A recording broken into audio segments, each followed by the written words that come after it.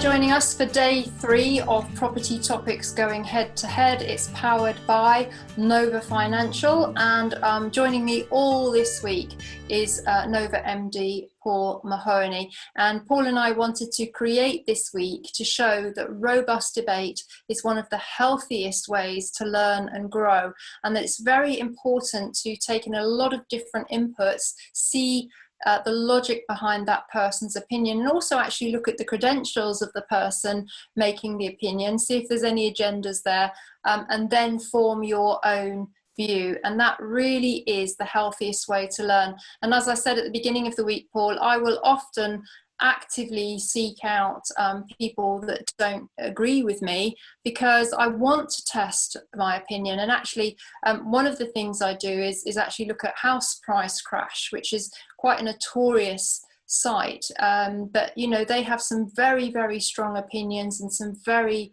long and robust debates, and I learned so much just from seeing such an extremely different opinion to my own.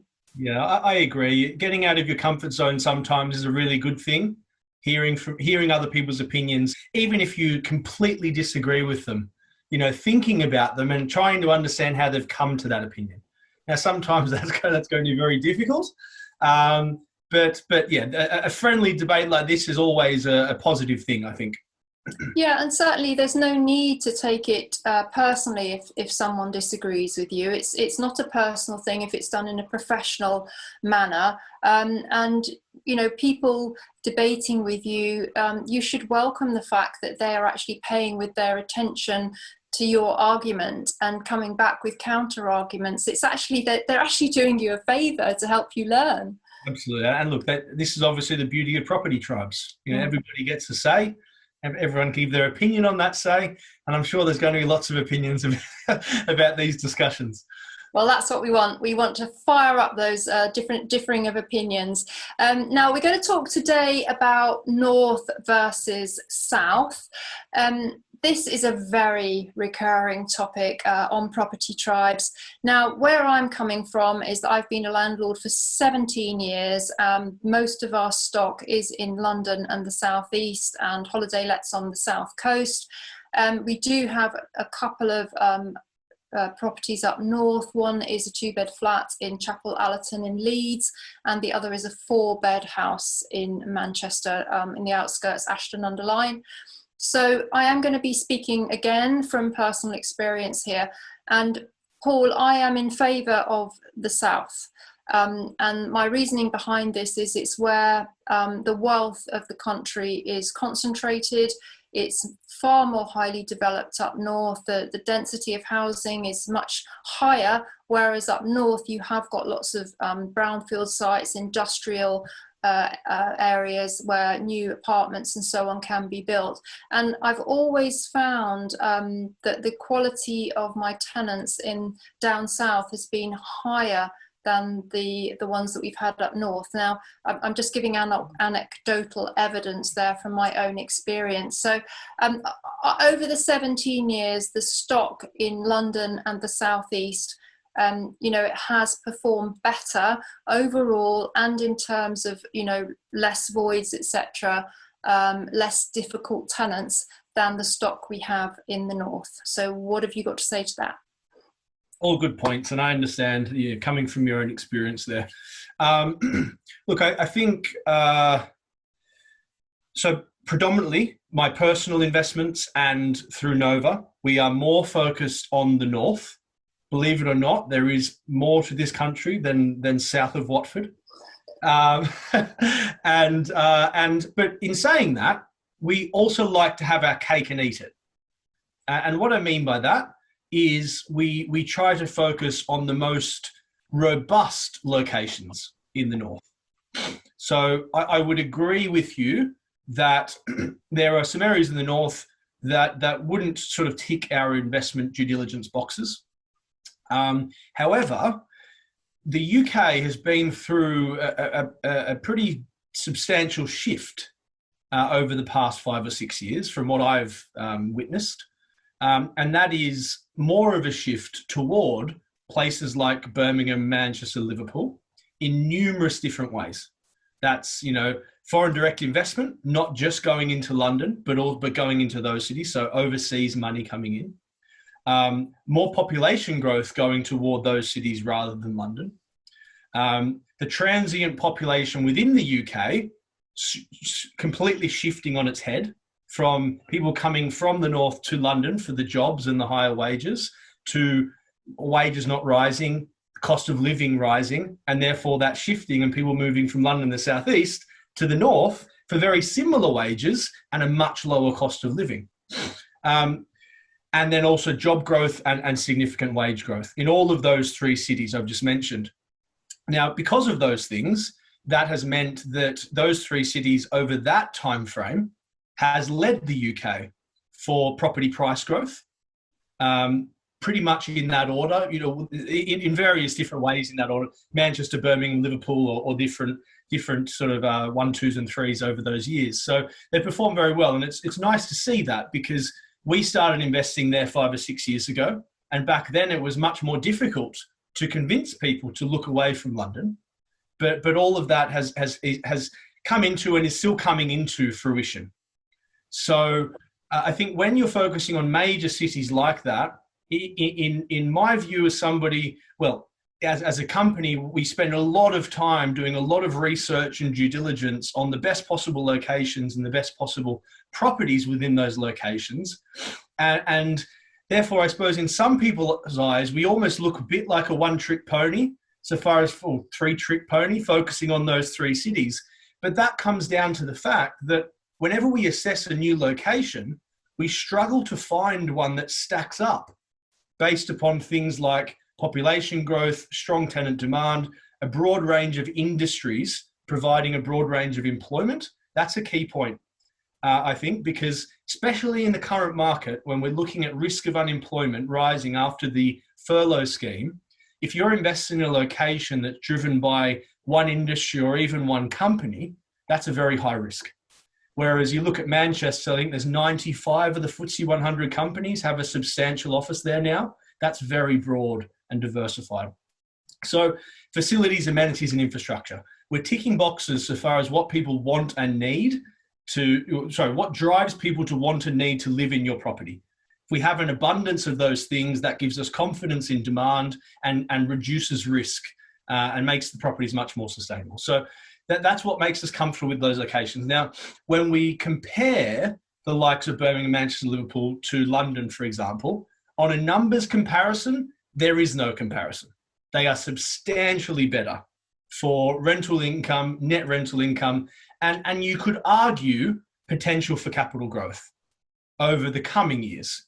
Coming from a financial planning background, a very common disclaimer is that past performance is no indication of future performance.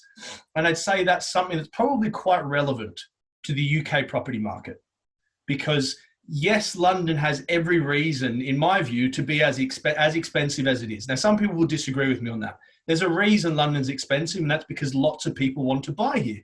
It's all about supply and demand.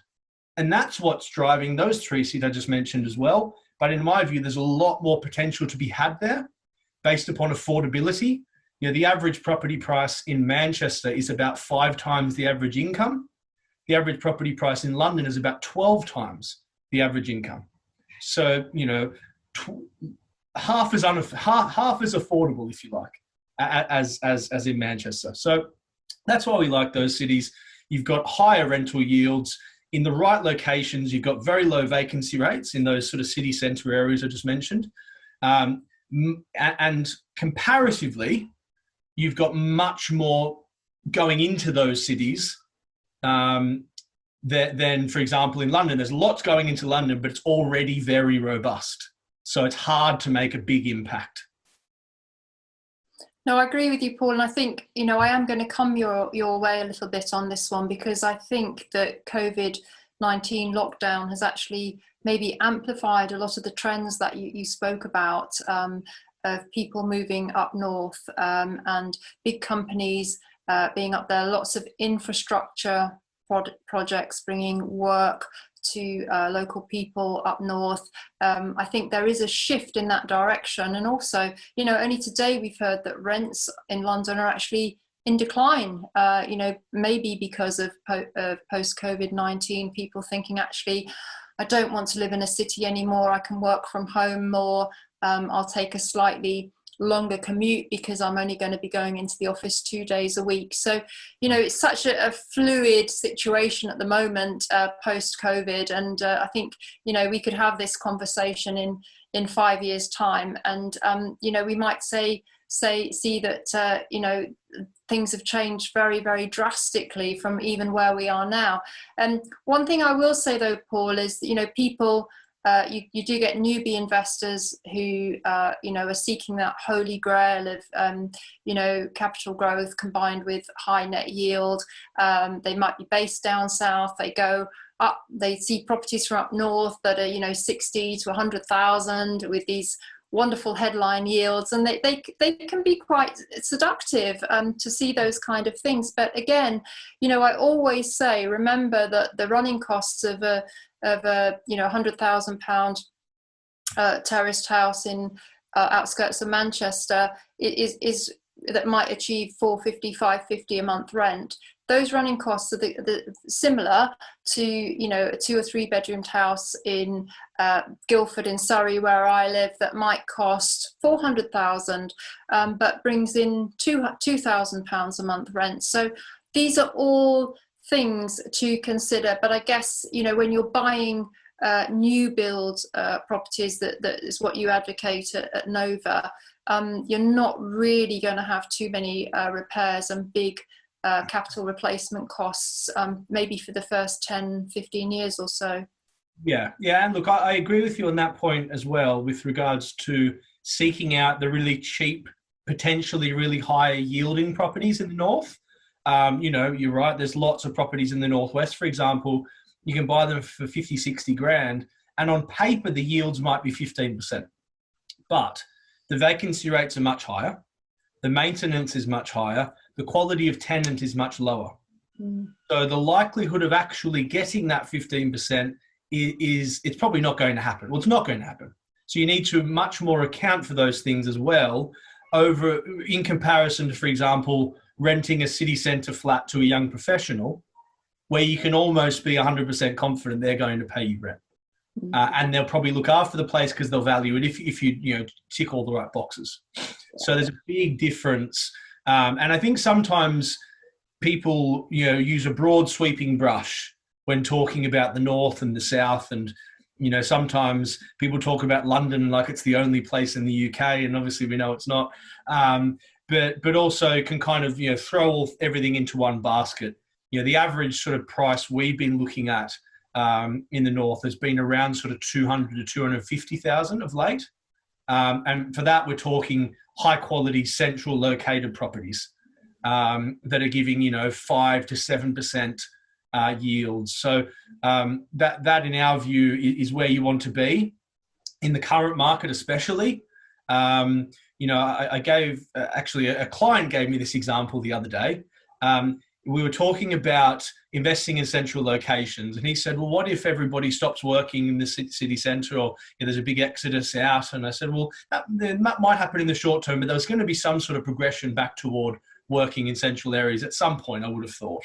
And I said also, based upon previous experiences, so if we look back to 2008, what happened in 2008 is there was lots of job loss, there was lots of redundancies and companies shutting down, and where it struggled the most was your smaller cities and towns. And quite often those people that lost their jobs, they had to flock to where the majority of jobs were, which was city centres. And there'll still be the majority of jobs in city centres, regardless of any sort of exodus.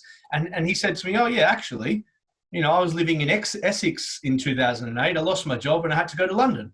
So the example tied in perfectly to what actually happened to him in 2008. But another good example, I think, is, and one I often use, is I look at the graduates working in our office in the city in London. They're on an average graduate wage.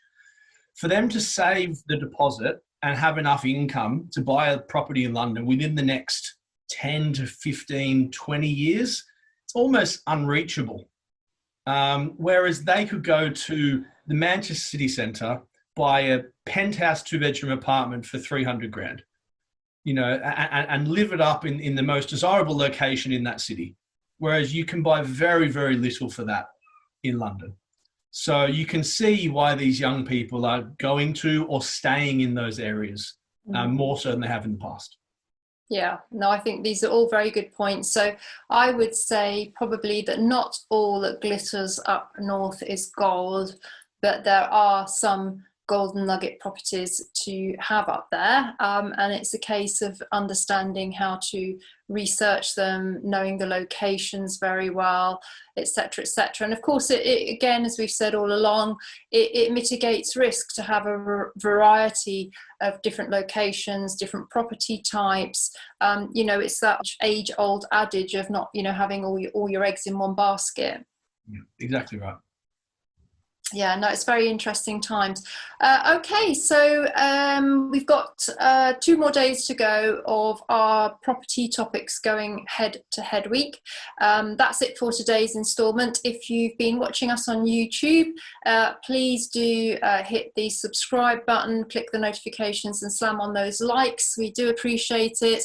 And if you'd like to discuss this with the Property Tribes community, then please come across to propertytribes.com, and we welcome everybody's thoughts on this topic as to whether it's better to invest in the south or the north. But I think what Paul and I have teased out is actually it's not a case again of one size fits all, and it's good to have a mix.